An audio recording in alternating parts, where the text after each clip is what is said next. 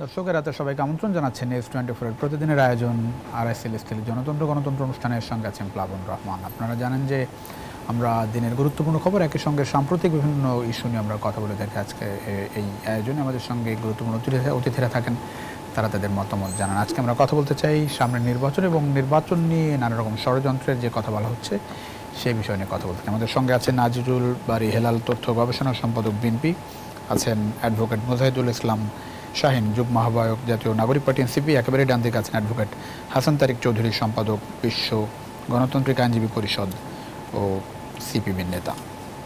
তিনজনকে স্বাগত জানাচ্ছি গণতন্ত্র অনুষ্ঠানে। আজিজুল বারী হেলাল, নির্বাচন নিয়ে যে ষড়যন্ত্রের কথা বলেছেন প্রধান উপদেষ্টা, আসলে কি সেরকম ষড়যন্ত্র আপনি দেখছেন? নির্বাচন প্রস্তুতির যে ষড়যন্ত্র এবং দলগুলোর পক্ষ থেকে যেটি বলা হচ্ছে, বিভিন্ন দল যতটা গণমাধ্যমে রিপোর্ট হচ্ছে, বলা হচ্ছে যে সুনির্দিষ্ট তারিখ ঘোষণা করলে সব রকম ষড়যন্ত্র সংশয় কেটে যাবে। এখন কি এই যে মাইলস্টোনের ঘটনার পরিপ্রেক্ষিতে যা হলো, ট্র্যাজেডির পর সচিবালয় ঘেরাও, একই সঙ্গে উৎসুক জনতার নামে মাইলস্টোনের আশপাশে যেরকম পরিবেশ তৈরি করা হলো, সব মিলিয়ে কি এই ঘটনার পরে আবারও আমরা ষড়যন্ত্র দেখছি? দেখেন, নির্বাচন নিয়ে যে একটা অনিশ্চয়তা তৈরি হয়েছিল, সেই অনিশ্চয়তা যখন কেটে গেল লন্ডন বৈঠকের পরে, এবং তারপরে ডক্টর ইউনূস যখন ল এনফোর্সিং এজেন্সিসকে বলল যে ডিসেম্বরের মধ্যেই নির্বাচনের সকল প্রস্তুতি এবং নির্বাচনের পরিবেশ ফিরিয়ে আনার জন্য ল এনফোর্সিং এজেন্সিকে আদেশ দিলেন বা নির্দেশ দিলেন, তারপরেই দেখলাম যে কতকগুলো পরিকল্পিত ঘটনা। আমি যে ঘটনাগুলো বলবো আপনি বলতে পারেন কিভাবে পরিকল্পনা করা হলো, সেটার ব্যাখ্যা দিতে গেলে অনেক সময় লাগবে, তবু বলবো আমি কোন কোন ঘটনা তখন দেখবেন কতকগুলো ঘটনা বাংলাদেশে ঘটলো এবং সেসব ঘটনার কিছু ঘটনাকে চুজ করে পিক করা হলো যে to shift the election and to avoid the election or to make some trouble to hold a free and fair election. যেমন দেখেন, পুরনো ঢাকার একটা ব্যবসায়িক হত্যাকাণ্ডকে রাজনৈতিক হত্যাকাণ্ড করে প্রচার করে আমাদের দলের শীর্ষ নেতা থেকে শুরু করে বিভিন্নভাবে কথা বলতে লাগলো। এবং আমরা গোপালগঞ্জে আমরা বলেছি যে ঘটনাটা ঘটেছে এটা 24-এর গণ অভ্যুত্থানের উপর একটি আঘাত, কিন্তু সেখানে দেখলাম যে পুলিশ এবং অন্যান্য আইন শৃঙ্খলা রক্ষাকারী বাহিনী বা প্রশাসন তারা অনেকটা নির্বিকার ছিল। যে যেমন প্রোগ্রাম শুরু হলো 3টায়, 11টার সময় দেখলাম পুলিশের গাড়ি পুড়ে গেল, টিওনো সাহেবের গাড়ি পুড়ে গেল। এই গাড়িগুলো কি কোনো মতলববাজির থেকে পুরানো হলো? এই জন্য বলছি।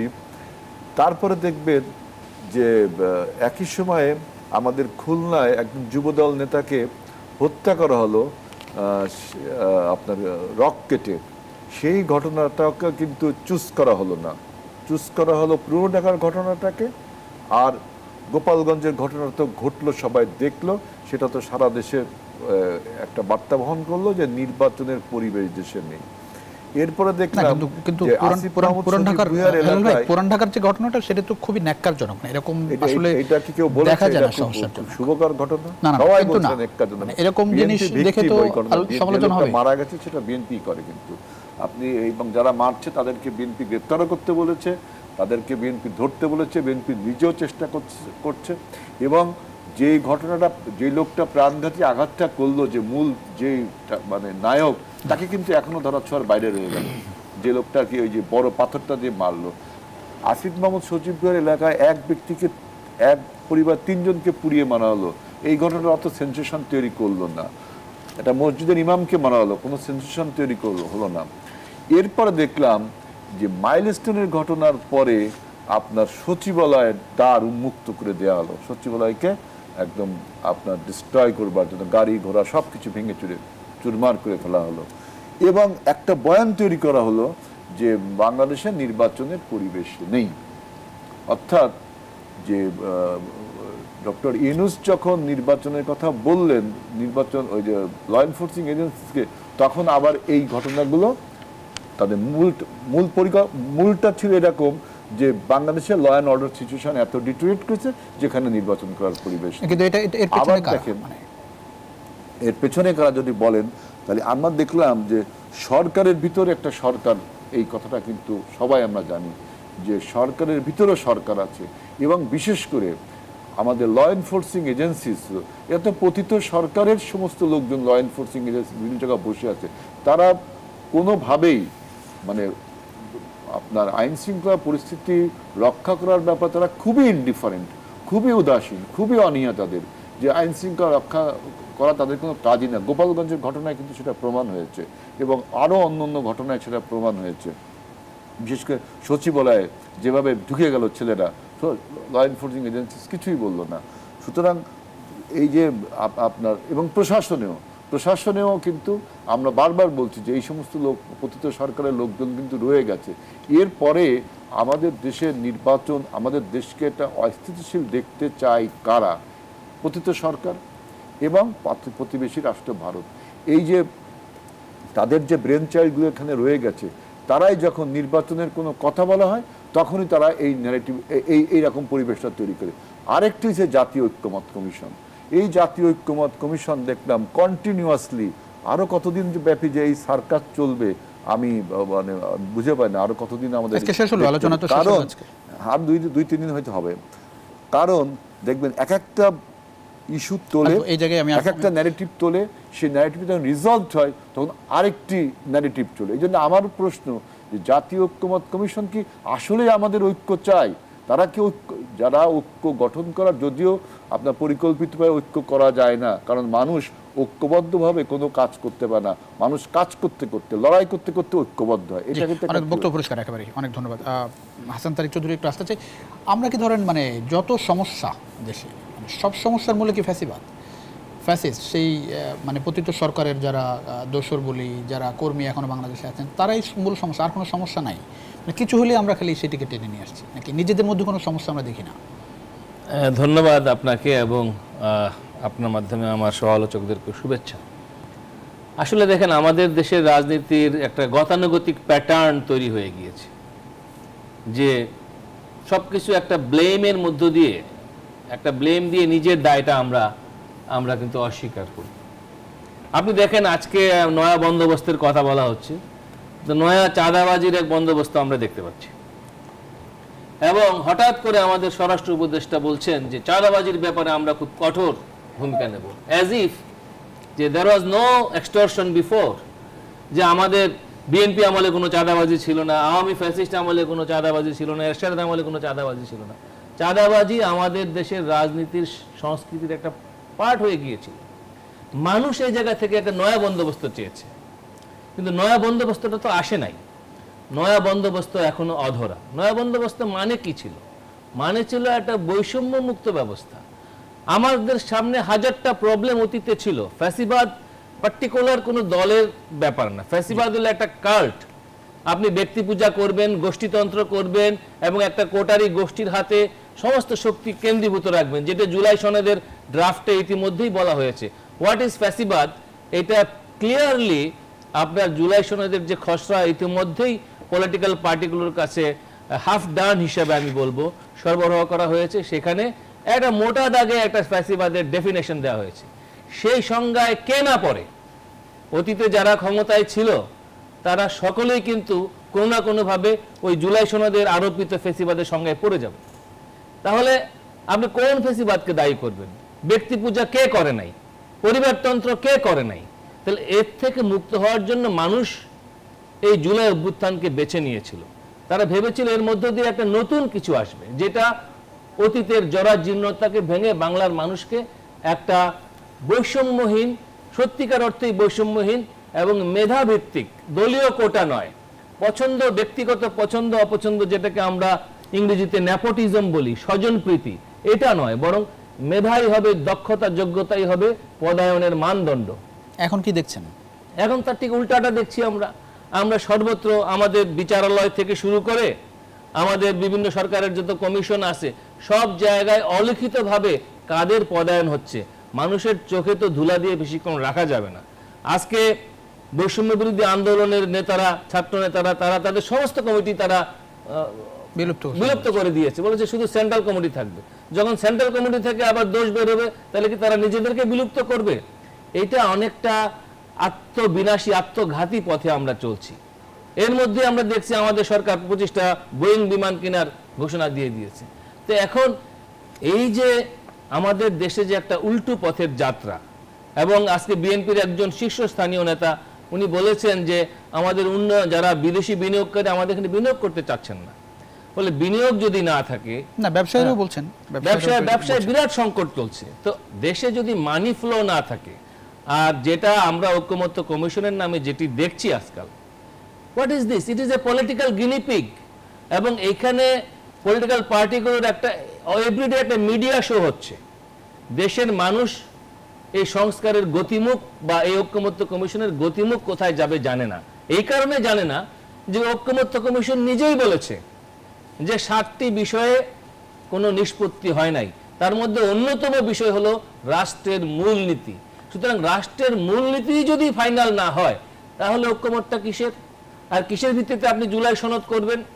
ফলে আমরা যেটি দেখতে পাচ্ছি, আমাদের গোটা রাষ্ট্রটাই একটা অনিশ্চয়তা, বিশেষ করে অর্থনৈতিক অনিশ্চয়তা, ব্যবসা বাণিজ্যের ক্ষেত্রে বিরাট সংকট, এবং সাধারণ মানুষের নিত্যদিনের যে জীবন, বাড়ি ভাড়া, গ্যাস, বিদ্যুৎ, পানি, আপনি দেখেন ঢাকা শহরে বিভিন্ন জায়গায় গ্যাস নাই, পানির সংকট, এগুলো তো আজকে আলোচনায় নাই। মানুষের বেতন ভাতা, আজকে আমি গতকালও গার্মেন্টস শ্রমিকদের, তারা শ্রম ভবনের সামনে উইনটেক্স নামে একটা বড় একটা ফ্যাক্টরি 2 মাস ধরে বন্ধ, এরকম বহু ফ্যাক্টরি বন্ধ হয়ে যাচ্ছে। আমি শ্রমিকরা দেখলাম যে তারা 2 মাস ধরে তারা বেতন পায় না, ঘর ভাড়া দিতে পারে না। তো এই কথাগুলো কি বৈষম্যের কথা নয়? জি, অনেক ধন্যবাদ মোজাহিদুল ইসলাম শাহীন। হতাশার কথা শুনছি আমরা। এনসিপি তো আসলে নয়া বন্দোবস্তের স্বপ্ন দেখে।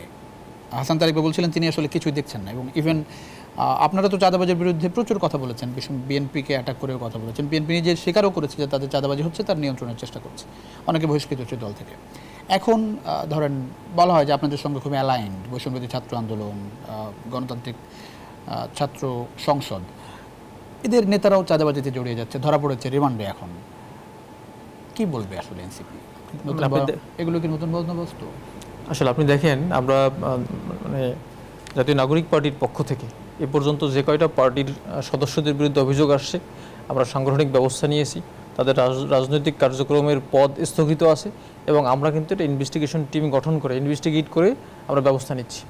সেকেন্ড বিষয় হলো, যেই ছেলেটা অ্যারেস্ট হলো কয়েকদিন আগে, 2 দিন আগে, এ হলো আপনার মানে বৈষম্য বিরোধী আন্দোলনের একটা কমিটির, গুলশান কমিটির সে সদস্য ছিল। তো তার এই চাঁদাবাজির প্রেক্ষিতে অলরেডি কমিটি ডিজলভ হয়ে গেছে, এবং এই বৈষম্য বিরোধী আন্দোলনে যারা ছিল তারা কিন্তু সবাই মোটামুটি মোটা দাগে অংশগ্রহণ করছে আপনার মানে জুলাই বিপ্লবে। তো জুলাই বিপ্লবে অংশগ্রহণ করার পরে তারা মানে একটা মানে মিডিয়া ফেস হয়ে গেছিল বা পরিচিত হয়ে গেছিল। এর প্রেক্ষাপটে তারা যদি কিছু করে থাকে, তার জন্য আইনশৃঙ্খলা বাহিনী ব্যবস্থা নিচ্ছে। আমরা মনে করি যে চাঁদাবাজির বিরুদ্ধে আমরা আগেও বলেছি, এখানে কি মানে এখনো কোনো দায় নেই, বৈষম্য বিরোধী ছাত্র আন্দোলনের কোনো দায় নেই? বৈষম্য বিরোধী ছাত্র আন্দোলনের দায় আছে বলেই তারা কিন্তু অলরেডি কমিটি মানে ডিজলভ করে দিয়েছে। এবং তার মানে বিষয়টা কি অনেকে যেটা বলার চেষ্টা করছেন যে মানে কমিটি বিলুপ্ত করার মানে বিষয়টা এরকম যে এখন যদি কেউ চাঁদাবাজি করে দায়িত্ব তাদের নাই। একটা বিষয় আপনাকে বলি যে যেই ছেলেটার বিরুদ্ধে অভিযোগ আসছে, আপনি নিশ্চয়ই সোশ্যাল মিডিয়ায় দেখেছেন, আওয়ামী লীগ আমলে অধিকাংশ আওয়ামী লীগ নেতাদের সাথে তার মানে ছবি ছিল, বিএনপি নেতা, জামাত নেতা, এনসিপি নেতা, সব নেতাদের সাথে কিন্তু তার ছবি আছে, এবং সে কিন্তু এই ছবি তুলে এটাকে একটা বিজনেস করার হয়তো চেষ্টা করেছিল, এবং সেটাকে এনসিপিকে এককভাবে দোষ দেওয়ার সুযোগ নেই। ধরেন এই একজন বাদ দেন, বাকি চারজনও তো এই যে দুটি সংগঠনের কথা বলেন, দুটি বৈষম্য বিরোধী আন্দোলনে তারা জুলাই বিপ্লবে অংশগ্রহণ করেছে, এটা তো সত্য। সেই জুলাই বিপ্লবে অংশগ্রহণ করার পরে তারা যদি কোনো ফ্যাসিলিটি নেওয়ার চেষ্টা করে, তো সেটা তো আগে আমরা ধরতে পারিনি বা জানতে পারিনি, এখন আমাদের সামনে আসছে এবং তার কমিটি ডিজলভ হয়েছে, তার বিরুদ্ধে ব্যবস্থা নেওয়া হচ্ছে। আমাদের তো জিরো টলারেন্স, আমরা আগেও বলছি এখনো বলছি, আমাদের দলের মধ্যেও এই যে জিরো টলারেন্স, এটা তো ধরেন বিএনপি বলছে, এর আগে আওয়ামী লীগ বলতো জিরো টলারেন্স। এখন আপনি দেখেন যে আমি কাউকে চাঁদাবাজি করতে প্রশ্রয় দিচ্ছি কিনা, আমি কারো চাঁদার ভাগ নিচ্ছি কিনা, যদি এইটা ইনভেস্টিগেশনে কেউ এস্টাবলিশ করতে পারে, তাহলে আমরা তো মাথা পেতে নেবো যে না, হ্যাঁ এখানে আমাদেরও দায় আছে। কিন্তু এখন পর্যন্ত তো আপনি তারা দেখাতে পারেনি কোথাও যে এনসিপির কোনো উচ্চপদস্থ কোনো ব্যক্তি তাদেরকে আশকারা দিয়ে তাদেরকে প্রশ্রয় দিয়ে চাঁদাবাজিতে নামিয়েছে। এখন পর্যন্ত এরকম আপনাদের খুবই ঘনিষ্ঠ আপনাদের সহযোদ্ধা উমামা ফাতেমা, যিনি বৈষম্যবিরোধী ছাত্র আন্দোলনের মুখপাত্র ছিলেন, তিনি এই ঘটনার পরে, গুলশানের ঘটনার পরে তিনি বলেছেন এর শিকড় অনেক গভীরে। মানে এটা কি মিনিং দাঁড়ায়? আমি মনে করি তার রাজনীতি, আজকেও তিনি দীর্ঘদিন মানে 2 ঘন্টার বেশি লাইভ করেছেন, সেখানেও তিনি বলছেন যে জুলাইকে মানি মেকিং মেশিনে পরিণত করা হচ্ছে। উমামা ফাতেমা কখনোই এনসিপির কোনো সদস্য ছিলেন না। এনসিপির কথা এবং বলছি না, এনসিপিতে আপনাদের সহযোদ্ধা বলছি। আমি বলছি এনসিপিতে তিনি কিন্তু মানে জয়েন করেন নাই। এবং আমাদের মনে হয় কখনো কখনো তার রাজনৈতিক কোনো উদ্দেশ্য আছে, এবং উদ্দেশ্য প্রণোদিতভাবে শুধু উমামা ফাতেমাই না, আরও অনেকেই আছেন উদ্দেশ্য প্রণোদিতভাবে এনসিপিকে মেলাইন করার জন্য, এনসিপির চরিত্র হনন করার জন্য কিন্তু এরা অনেক ধরনের কথা বলে থাকতে পারে, এটা আমি মনে করি। মানে এনসিপিতে যায়নি বলেই এখন কি এনসিপিতে উমামা ফাতেমা যায়নি, আরো অনেকেই যায়নি। যারা যায়নি তারাই মনে করতেছে যে এনসিপিকে কোনোভাবেই যদি একটু ব্যাশিং করা যায়, একটু যদি তার মানে ক্যারেক্টার মেলাইন করা যায়, তাহলেই মনে হয় এনসিপিটা ঝরে পড়ে গেলেই তারা অনেকেই শান্তি পাবে, এরকম একটা বিষয়। মানে উমামা ফাতেমা সেটাই চায় যে তরুণদের এই দল। উমামা ফাতেমার কথা আমি স্পেসিফিক্যালি বলছি না, বাট তাদের কথাবার্তায় মনে হচ্ছে এনসিপিকে এককভাবে দোষী সাব্যস্ত করা। আমি আপনাকে বলেছি যে অন্য অন্য অনেক দলের সাথে তার ছবি আছে, তাহলে উমামা ফাতেমারা কেন বলে না যে এরা হলো চাঁদাবাজ, প্রতিষ্ঠিত চাঁদাবাজ যারা, তারা সব দলকে ব্যবহার করতে চায়, এবং শুধু এনসিপি না। এখন যদি কেউ শুধু এখানে এনসিপিকেই জড়িত করতে চায়, তাহলে তার উদ্দেশ্য তো ভিন্ন মনে হয় আমার কাছে। যদি আপনি দেখাতে পারতেন যে না, এই এনসিপি ছাড়া অন্য কারোর সাথে তার কোনো ছবি নাই, তিনি চাঁদাবাজি করতে গিয়ে অন্য কোনো ছবি ইউজ করে নাই, তাহলে আমি এটা মেনে নিতাম। অন্য 4 জন কি বলবেন? অন্য 4 জনের তো ছবি এখন পর্যন্ত বের হচ্ছে না, নিশ্চয়ই বের হবে, আপনি দেখবেন। নাই মানে এটা তো খুব অ্যাভেলেবল, যেটা পাওয়া গেল মানে এখন তো অ্যাভেলেবল, আমরা দেখছি যে এই ছবিগুলো সামনে আসছে, আপনি দেখেন 1-2 দিন যাক। 4 জন তো এত দলের সাথে তাদের ছবি নাই, তারা তো মানে আমি বললাম বৈষম্যবিরোধী ছাত্র আন্দোলনের একই সঙ্গে। আপনি নিশ্চয়ই জানেন যে একজনকে লিড মেনে, বিষয়টা হচ্ছে কি মানে একজনকে লিড মেনে, ধরেন বিএনপি চাঁদাবাজি করে, সারা দেশে মানুষ ত্যক্ত বিরক্ত, প্রতিদিন গণমাধ্যমে খবর আসছে, বিএনপি এটা নিয়ে বিব্রত, একেবারে শীর্ষ নেতা পর্যন্ত বিব্রত, অনেক তারা চেষ্টা করছে। আমি বলছি যে এনসিপি বা তরুণ নেতা যাদের মাধ্যমে গণঅভ্যুত্থান হলো, তাদের যখন এরকম খবর আসে মানুষ আসলে ব্যথিত হয়। আমরাও ব্যথিত হই, সেই জন্য আমরাও ব্যথিত হই, এটাকে একটু অন্যভাবে দেখা হচ্ছে এই কারণে। আমরাও ব্যথিত হই, আমরাও চাই না বাংলাদেশে নতুন বন্দোবস্তের কথা যেটা আসছে। এবং এদের বয়স আমি দেখলাম ধরেন 13 থেকে 25, 13, 14, 19, 24, 25 এই বয়সের ছেলেরা, মানে এটা আপনার মনে এর পেছনে অন্য কিছু আছে? খুবই আপত্তিকর, বিব্রতকর। এখন আপনার জুলাই অভ্যুত্থানের ফেস হওয়ার কারণে তারা বিভিন্ন জায়গায় গিয়ে যখন পরিচয় দেয়, তখন মানুষজন তাদেরকে আবেগের বসে ভালোভাবে নেয়, তাদেরকে রিসিভ করে, কথা বলে।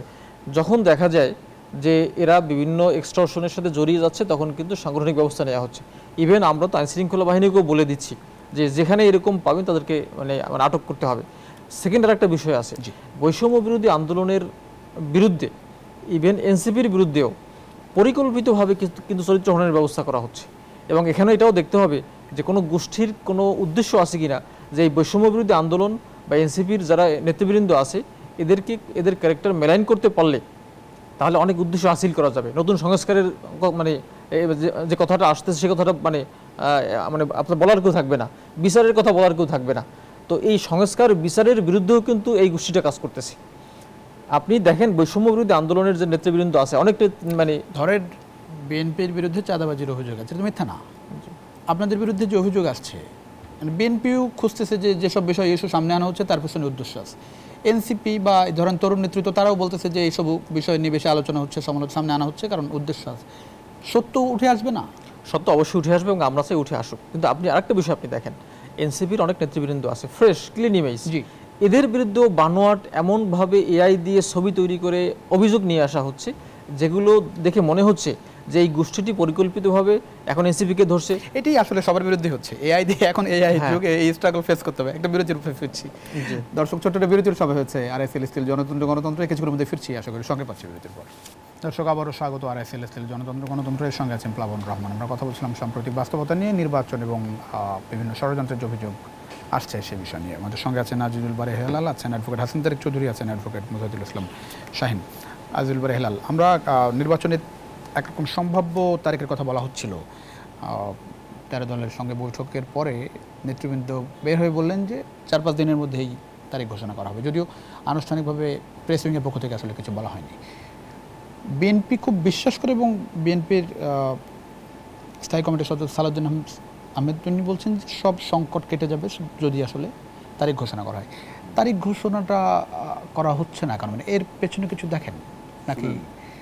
আমি বলি যে এতদিন যে তর্ক বিতর্ক ছিল সংস্কার নিয়ে, নতুন রাষ্ট্র মেরামত, নতুন বন্ধ ব্যবস্থা, কতগুলো শব্দ বন্ধ ব্যবহার করেছে, এবং অনেক চিন্তা এবং চেতনাগুলো বাংলাদেশের পার্সপেক্টিভ বিবেচনা করে জি না করে দীর্ঘদিনের প্র্যাকটিস থেকে একটা নতুন কিছু করা, যে ইউটোপিয়ান চিন্তা ভাবনা, এইটারকে রেখে আমার রাজনৈতিক দৃষ্টিকোণ থেকে বলতে চাই যে বাংলাদেশে এখন সবচেয়ে বড় সমস্যাটা কি, যে মানুষ, আমাদের এই গণ অভ্যুত্থানটা হলো কেন, যে আমরা এতদিন আমাদের পছন্দের নেতা নির্বাচন করতে পারছিলাম না।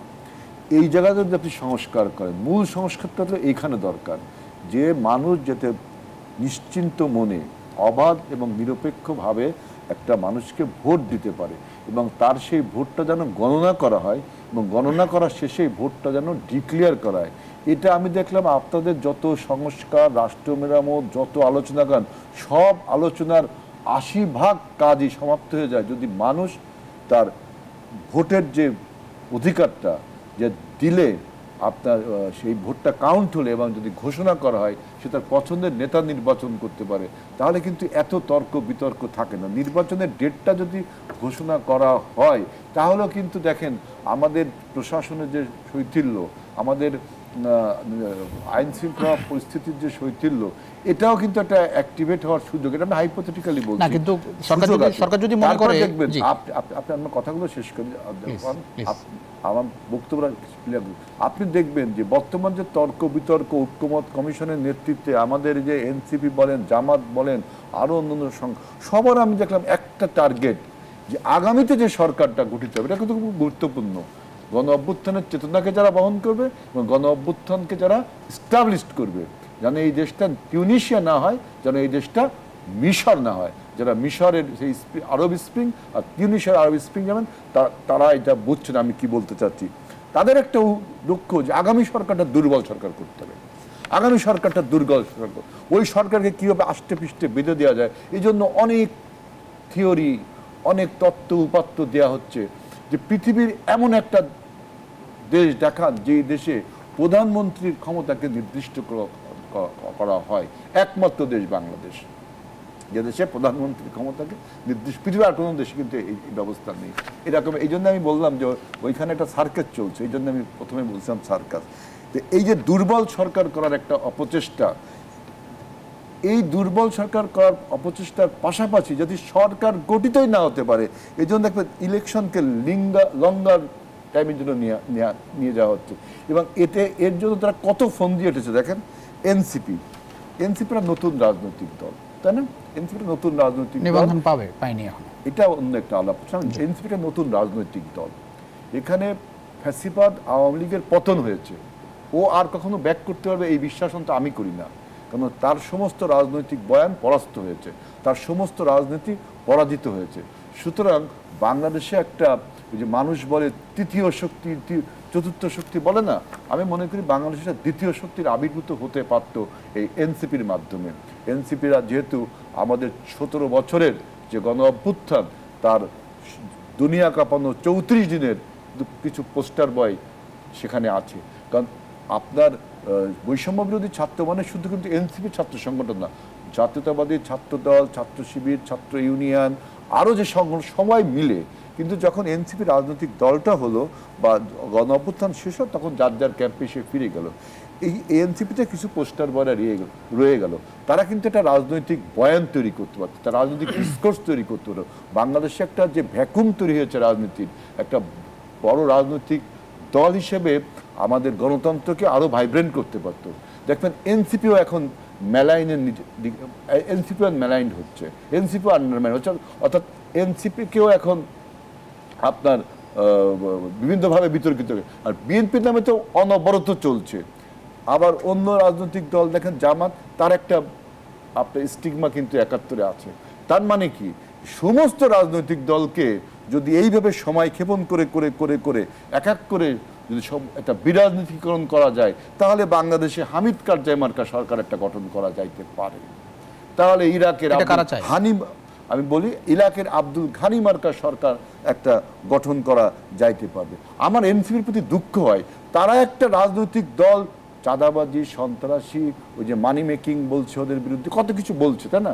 এইগুলো বাংলাদেশ তো আপনার রাতারাতি ইউটোপিয়ান কালচারে চলে যাবে না, এই কালচার থেকে সব কিছু মোকাবেলা করে বেরোয় আসতে হবে, তাই না?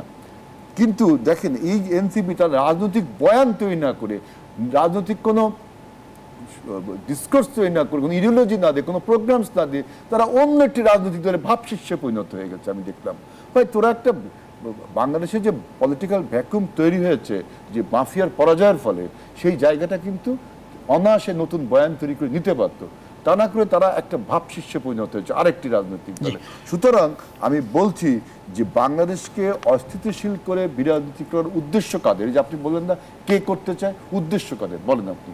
উদ্দেশ্য পরাজিত শক্তিটা থাকবে, আর হলো প্রতিবেশী রাষ্ট্র।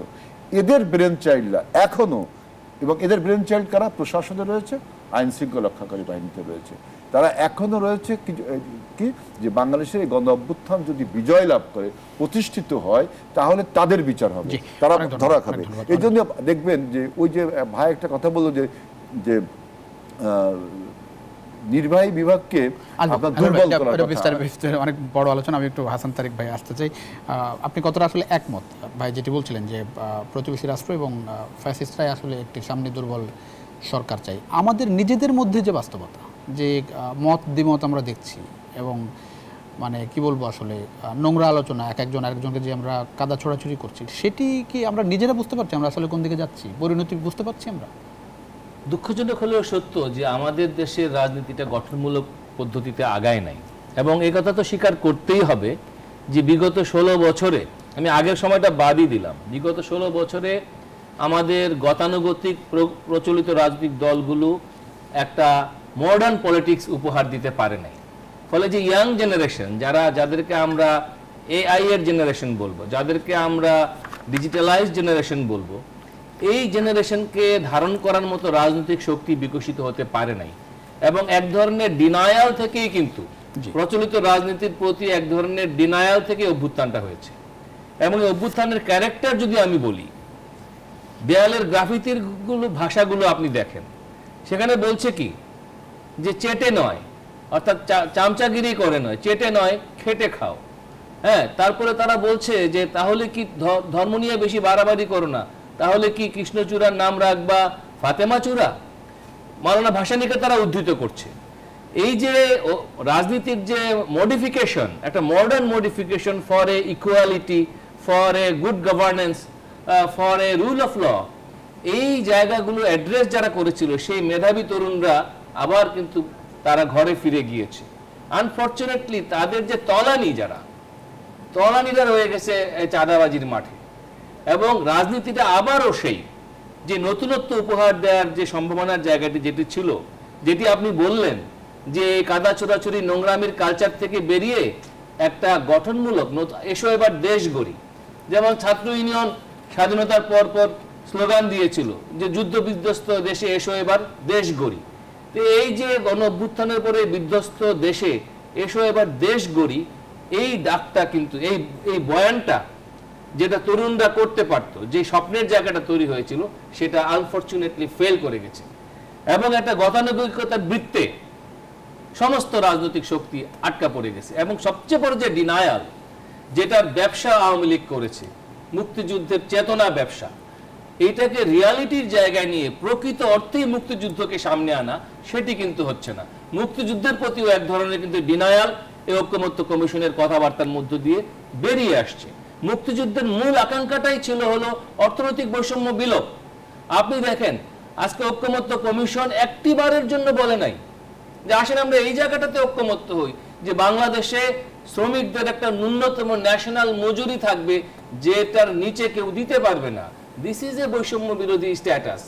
এইটা কিন্তু অ্যান্টি ডিসক্রিমিনেশনের জায়গা থেকে তারা বলতে পারলো না। যদি বলতে পারতো তাহলে, যেটাকে আজকে আমার ভাই একটা বামপন্থী পরিভাষা বললেন হেলাল ভাই, ইউটোপিয়া, এই ইউটোপিয়ার জায়গায় কিন্তু আজকে ঐক্যমত্য কমিশন থাকতো না। যে জুলাই সনদ, আপনি দেখেন যে জুলাই সনদের যে খসড়া ইতিমধ্যে এই রাজনৈতিক দলগুলোর কাছে সরবরাহ করা হয়েছে, এটা হাফ ডান, এটা একটা মোকারি, কিছু নাই। এর মধ্যে আপনি ঢুকে দেখেন যে যেগুলো পরে ঐক্যমত্য হবে সেগুলো যুক্ত হবে। কি ঐক্যমত্য হবে ভাই? সময় আছে 2 দিন। 2 দিনের মধ্যে আপনি কি ঐক্যমত্য করবেন? ফলে এটা নির্বাচনকে দীর্ঘায়িত করা, দেশে এক অন্তর্বর্তী সরকার ব্যবস্থাকে আরো প্রলম্বিত করা, এবং জুলাই অভ্যুত্থানে যারা নিহত, যারা স্বজন, তাদের বিচার প্রার্থীকে আরো দীর্ঘায়িত করা এবং সংস্কারের যে ন্যূনতম সম্ভাবনা তৈরি হয়েছিল, যেগুলো বিষয়ে কারোই কোনো দ্বিমত নাই, অর্থাৎ দুর্নীতি দমন, আমাদের দেশের যে ভোটের অধিকার প্রতিষ্ঠা এবং সর্বোপরি যেটি মানুষের বড় দাবি ছিল গত 16 বছরে, একটা নির্দলীয় নিরপেক্ষ সরকারের অধীনে নির্বাচন, জাতীয় নির্বাচন, আপনি দেখেন সেটিও আজ প্রশ্নবিদ্ধ। এই অন্তর্বর্তী সরকার কি নিরপেক্ষ? এই প্রশ্ন কিন্তু ইতিমধ্যেই উঠে গেছে।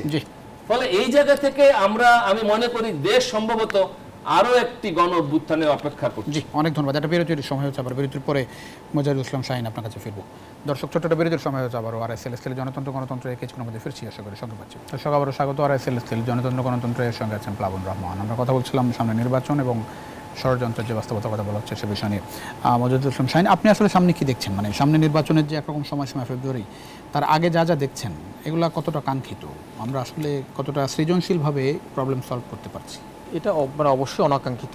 আমরা সবসময় বলেছি যে আগেই গত 17 বছরে যে তিনটা চারটা ইলেকশন হয়েছে, সেই ইলেকশনগুলো যেভাবে হয়েছে সামনের ইলেকশনের জন্য সেভাবে না হয়, এই জন্য আমরা সংস্কার চেয়েছি। আপনি দেখেন 2 জন সিইসি অ্যারেস্ট হয়েছে। এই সিইসি অ্যারেস্ট হওয়ার পরে আমরা অনেক আইন ঘাটাঘাটি করেছি। আইন ঘাটাঘাটি করে দেখা যায়নি যে নির্বাচন কমিশন সংক্রান্ত যে আইনগুলো আছে তাতে কোথাও তাদের লায়াবল করা যায়। আমরা বর্তমান সিইসির সাথে সাক্ষাৎ করে বলেছি যে সিইসি সাহেব বর্তমানে যিনি আছেন, যে আইন সংশোধন করতে হবে। একজন সিইসি এবং অন্যান্য ইসি যারা থাকেন, ইলেকশন কমিশনার যারা থাকেন, তারা কিভাবে একটি মানে বেআইনি ইলেকশন করে বা একটি আপনার মানে কারচুপির ইলেকশন করে, আপনার রাতের ভোট করে তারা নির্বিঘ্নে চলতে পারে, তাদের কোনো লায়াবিলিটি থাকবে না। বর্তমান সিইসি সাহেব বললেন আমাদের প্রচলিত আইনে কোনো সুযোগ নেই লায়াবল করার। তখন আমরা বললাম যে আইন সংশোধন করে তাদের লায়াবল করার ব্যবস্থা করতে হবে। যদি তা না হয় তাহলে তো এরকম ইলেকশন আরও হবে। তারা যদি খেয়াল করে যে আগামীতে অমুক দল ইলেকশনে যাবে, সুতরাং আমি কিন্তু একটা বেসিক পার্থক্যের কথা বলি, এখন এই ইলেকশনটা তো হবে ইউনূস সরকারের আন্ডারে, যদি এখনকার বাস্তবতা থাকে। 2 নম্বর হচ্ছে যে সামনের ইলেকশনের কথা বলা হচ্ছে কেয়ারটেকারের আন্ডারে হবে। বেসিক পার্থক্যের জায়গায় হাসিনার আমলে যে ইলেকশন হচ্ছে হাসিনার আন্ডারে, জি, তারপরে ইলেকশন ভালো হবে না বলছেন? না, ইলেকশন ভালো হবে না বলতে কি, আপনি দেখেন বর্তমান সিইসি যারা আছেন, ইসি ইলেকশন কমিশন এবং সিইসি, ইলেকশন কমিশন তো কিছু করতে পারে না। আমি বলছি আপনাকে, এখন ইলেকশন কমিশনের যদি কোনো আইন না থাকে, যে এই ইলেকশন কমিশন যদি একটা দুর্নীতিমূলক ইলেকশন করে যদি বিদায় নেয়, তার পরবর্তীতে একটা সরকার আসলো, এখন ইলেকশন কমিশনের যদি কোনো লায়াবিলিটি না থাকে, কোনো দায়বদ্ধতা না থাকে, তাহলে আপনি তাদের লায়াবল করবেন কীভাবে? আইন তো নাই। একটা আপনার হলো কারচুপির ভোট, আপনি ইলেকশন করলেন, কারচুপির ভোট করলেন, আপনি হলো রাতের ভোট করলেন, তার পরবর্তীতে যদি আইনে যদি সুযোগ না থাকে যে এদেরকে লায়াবল করা যাবে না। আপনার কি মনে হয় না যে সব মানে এখন এই যে সোশ্যাল মিডিয়ার যুগ, এআই যুগ বা টেলিভিশন মিডিয়া বলি, ফেসবুক বলি, মানুষের হাতে হাতে ক্যামেরা, ফোন, এবং আমাদের এবার যেটা বলা হচ্ছে যে সামনের ইলেকশন প্রত্যেক এতেই সিসিটিভি ক্যামেরা থাকবে, সব মিলিয়ে টাফ হচ্ছে না দিন দিন? আপনার কথা ঠিক আছে, কিন্তু আপনি দেখেন আমি যে দুটো কথা বললাম, যে 2 জন সিইসিকে আপনি এই অন্যায় বা জালজালিয়াতির ভোট করার জন্য কোন আইনে বিচার করবেন? আপনি এখন রেগুলার আইনে তাকে একটা মার্ডার কেসে অ্যারেস্ট করা হলো, এখন তাকে তো লায়াবল করতে হবে যে স্পেসিফিক্যালি যে আপনি কারচুপির ভোট করছেন, রাতের ভোট করছেন, সুতরাং আপনি লায়াবল। আমরা যখন বললাম এই আইন সংশোধন করতে হবে আগামী ইলেকশনের আগে, কারণ তা না হলে না করা হয়নি। না, বিএনপি প্রস্তাব দিয়েছে, কিন্তু আইন সংশোধন এখনো করা হয়নি।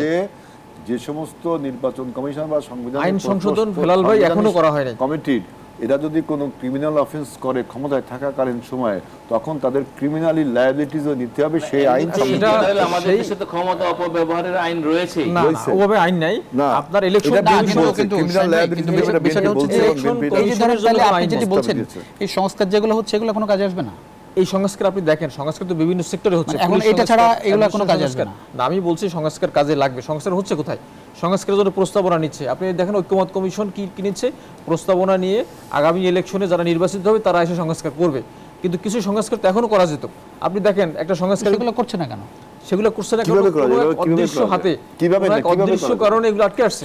এটা কিভাবে করা যায় আমি একটু বলি ভাইয়া, এই যে আপনার হলো দেখেন, আপনার হলো পৃথক সচিবালয় করার জন্য আইন মন্ত্রণালয়ের পৃথক সচিবালয় সুপ্রিম কোর্টের অধীনে করার জন্য একটা অর্ডিন্যান্স আসলো।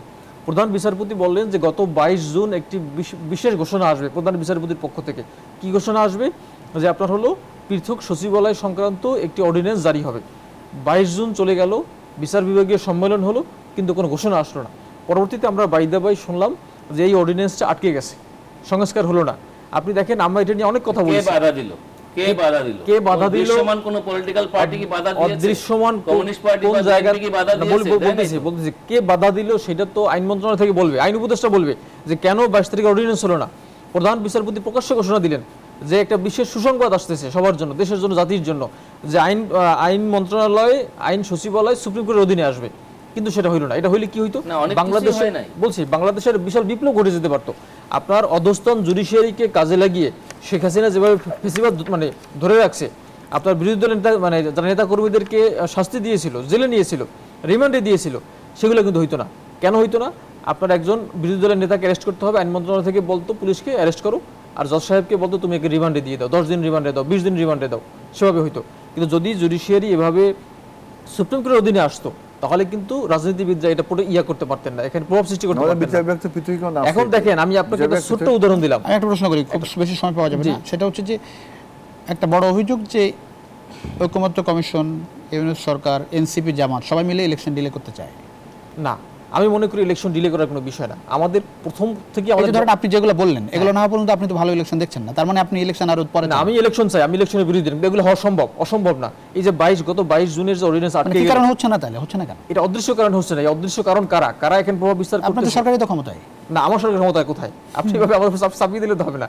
আমি এনসিপির আপনার হলো একজন ব্যক্তিও ক্ষমতায় নাই যারা এনসিপি কে ধারণ করে বা তাদের কোনো পোস্ট আছে। মানে আপনাদের সরকার বলতে আমি গণঅভ্যুত্থানের মাধ্যমে আছে সরকার, দুইজন বিপ্লবের ফেস আছে, তা কিন্তু তারা কিন্তু এনসিপির মানে না, এনসিপির দলীয় লোক না। আপনি যদি বলেন যে এগুলো এনসিপির সরকার, তাহলে এটা মানে মানে এটা অবিশ্বাস্য বিষয়। এখানে আন্দোলনের সব দল ছিল। আপনি ফেব্রুয়ারিতে ইলেকশন দেখছেন? হ্যাঁ, ফেব্রুয়ারিতে ইলেকশন দেখছেন? ফেব্রুয়ারিতে ইলেকশন আমরা দেবো কেন?